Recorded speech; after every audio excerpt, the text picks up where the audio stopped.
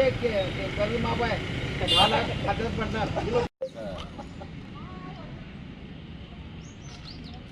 आधी बांधलेला काढा.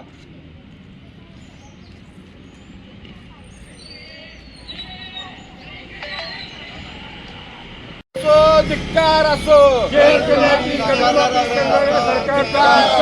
अरे धिक्कार असो, धिक्कार असो.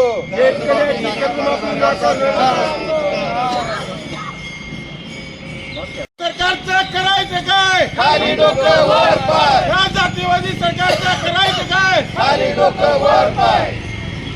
शेतकऱ्यांना कर्जमाफी आणि महिलांना 2100 रुपये मानधन देतो या जोरावरतीच विधानसभेमध्ये महायुती सरकार पाशवी बहुमत घेऊन सत्तेवरती आलं.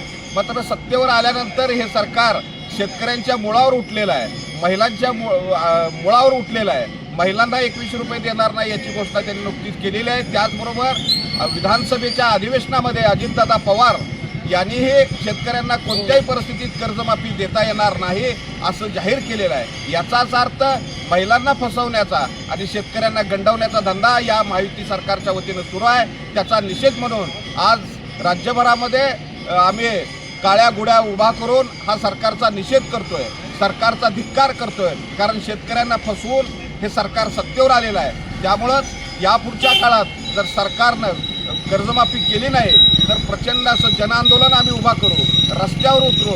आज आम्ही काळ्या गोड्या उभारलेल्या आहेत. या पुढच्या काळात हातात बंदुका घ्याव्या लागल्या तरी चालेल, मात्र कर्जमाफी पदरात पाडून आम्ही घेणार.